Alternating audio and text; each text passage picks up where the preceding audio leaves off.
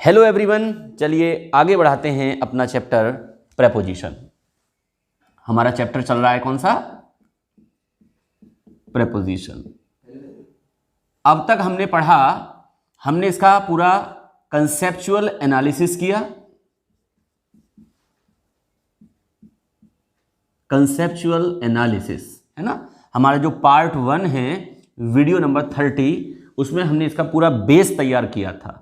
हमने बताया था कि प्रेपोजिशन क्या होते हैं, प्रेपोजिशन का फंक्शन क्या होता है, प्रेपोजिशन यूज़ क्यों किया जाता है, ये पूरे चैप्टर का बेस है। फिर उसके बाद हमने प्रेपोजिशन का पार्ट 2 बनाया था, ये वीडियो नंबर 31 थी। इसमें हमने 80+ प्रेपोजिशंस को समझाया था, उनके मीनिंग, उनके आपसी डिफरेंसेस बिल्कुल क्लियर किए थे। उसके बाद पार्ट 3 और पार्ट 4 इनमें हमने किया था, ये 3rd पार्ट है और ये आपका 4th पार्ट है। ये हमने आपको बताया था इसमें कि फिक्स्ड प्रेपोजिशन को कैसे पढ़ा जाना चाहिए। इन दोनों वीडियोस के माध्यम से हमने आगे का रास्ता क्लियर किया था कि फिक्स्ड प्रेपोजिशन कितने रिलायबल होते हैं और इन्हें कैसे पढ़ा जाना चाहिए। दोनों ही बहुत अच्छी वीडियोज हैं बच्चों। उसके बाद पार्ट नंबर 5, इसमें हमने एलिप्सिस बताया था आपको कि प्रेपोजिशन में एलिप्सिस किस तरह से किया जाता है और कब नहीं किया जा सकता है। ठीक है, इन 5 के लिंक डिस्क्रिप्शन बॉक्स में अवेलेबल हैं। आज हम जो बात करने वाले हैं, आज है निमोनिक्स। निमोनिक्स कहते हैं बच्चों याद रखने की टेक्निक। जहां निमोनिक्स की बात आती है वहां बहुत ज्यादा लॉजिक या कॉन्सेप्ट काम नहीं करता है। जैसे एक लाइन आपने सुनी होगी कि फैशन के इस दौर में गारंटी की इच्छा ना करें, उसी तरह से बच्चों निमोनिक्स में आप बहुत ज़्यादा लॉजिक पे ध्यान ना दें। यहाँ तो बस एक कोशिश की गई है कि कुछ ट्रिक्स के माध्यम से, कुछ दोहों के माध्यम से, पोइट्री के माध्यम से आपको कुछ प्रेपोजिशंस याद रह जाएं। और दरअसल ये जो आगे मैं दोहे करा रहा हूँ, जो पोइट्री में करा रहा हूँ, ये मैंने हाई स्कूल के बच्चों के लिए कभी तैयार किए थे, लेकिन बहुत ही फ़नी हैं, बहुत ही अच्छे हैं, इनसे काफ़ी चीज़ें याद रह जाती हैं, इसलिए मैं आपको ये करा रहा हूँ। और आपको कंसेप्ट बेस पे पढ़ना है, आपको इसका लॉजिक पढ़ना है, तो इन 5 के लिंक आपको डिस्क्रिप्शन बॉक्स में अवेलेबल रहेंगे। इसके आगे एक प्रेपोजिशन का चैप्टर और आपको मैं कराऊंगा, जिसको मैंने बोला था 50-50, है ना। इसमें मैं 50 प्रेपोजिशंस ऐसे ला रहा हूं आपके लिए जो किसी भी एग्जाम में आपके लिए बहुत ज़्यादा खास हैं, है ना, ये हम करेंगे। लेकिन फिलहाल कुछ छोटी छोटी वीडियोज़ के माध्यम से मैं आपको निमोनिक्स दिखाता हूं, कुछ ऐसी ट्रिक्स दिखाता हूं जिनसे प्रेपोजिशंस याद रह सकते हैं। दरअसल ये चैप्टर ही ऐसा है, इसे कई एंगल से पढ़ना पड़ता है, इसमें कॉन्सेप्ट भी समझना पड़ता है, इसमें एनालिसिस भी करना पड़ता है, इसमें प्रेपोजिशंस के मीनिंग भी समझने पड़ते हैं और फिक्स्ड प्रेपोजिशंस भी पढ़ना मजबूरी बन जाती है। और ये निमोनिक्स भी उसी का एक पार्ट है कि किसी तरह से हमें कुछ चीज़ें याद रह जाएं। तो आइए बढ़ते हैं हम अपने आज के दोहे की तरफ। तो देखिए हमारा दूसरा दोहा है, समय बताओ करो यात्रा बस रेल जहाज हवाई, या फिर वाक्य हो पैसिव का तो तुरंत लगाओ बाई। ये सेंटेंसेज आपके सामने लिखे हुए हैं, आइए एक एक करके समझते हैं।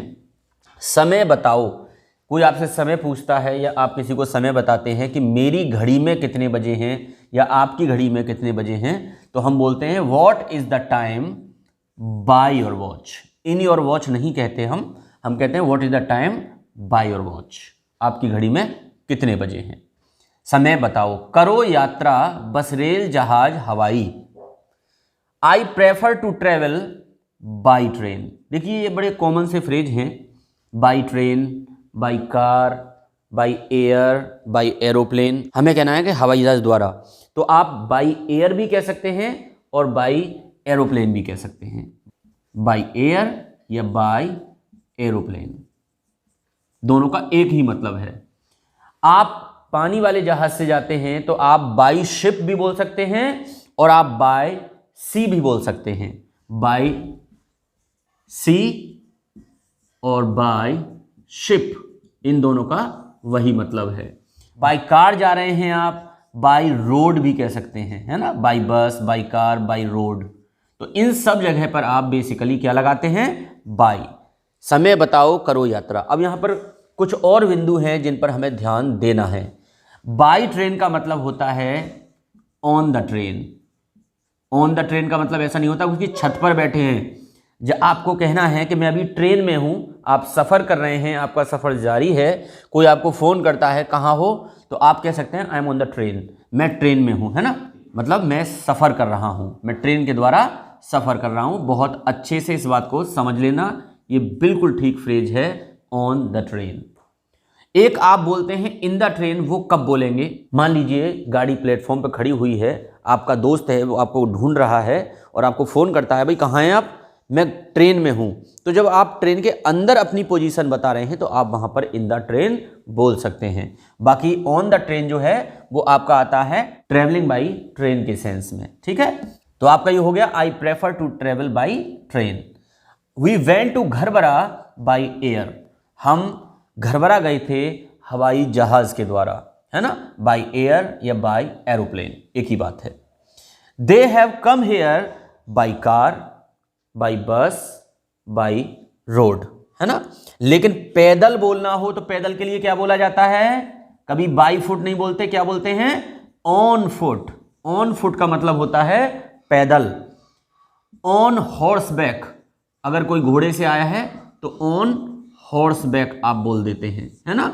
ऑन बाइक भी बोल सकते हैं, कोई दिक्कत नहीं है। इसके अलावा मान लीजिए आप किसी की गाड़ी में जाते हैं कि भाई हम शर्मा जी की गाड़ी में गए थे, तो आप इनका प्रयोग भी करते हैं, इन शर्मा जीज कार, इन अनिल्स कार, है ना। तो आप इस तरह से भी बोलते हैं। वो एक ब्लैक स्कॉर्पियो में गया है अभी अभी, तो आप इन ए ब्लैक स्कॉर्पियो भी बोल सकते हैं, ठीक है। तो लेकिन बेसिकली जब आप यात्रा करते हैं तो आप बोलते हैं by train, by car, by bus, by air, by aeroplane, by road, by sea, by ship, by tree, by jugaad, जो भी होता है आप इस तरह से बोल सकते हैं। उसके बाद है आपका या फिर वाक्य हो पैसिव का तो तुरंत लगाओ बाई। तो देखिए ये सेंटेंसेस हैं आपके दोनों passive voice. The hall was decorated by the students, hall की सजावट की गई किसके द्वारा? विद्यार्थियों के द्वारा। The Russian president was welcomed by young children, छोटे छोटे बच्चों के द्वारा रूस के राष्ट्रपति का स्वागत किया गया। आप बहुत अच्छे से जानते हैं ऐसा बिल्कुल भी नहीं है कि पैसिव में हमेशा बाई आता हो। बहुत सारे ऐसे सेंटेंसेस सामने आते हैं जहां ये बाई प्लस एजेंट लगाया ही नहीं जाता है। बहुत सारी कंडीशंस ऐसी होती हैं जहां पर इनके अलावा भी प्रेपोजिशंस आते हैं, जैसे we were surprised his behaviour, है ना। तो आप जानते हैं कि सरप्राइज के बाद आप एट लगाते हैं। He is well known to me, है ना, बहुत अच्छे से परिचित हैं। नोन के साथ आप टू लगाते हैं जनरली, बाई से प्रेफरेबल है यहां पर ये।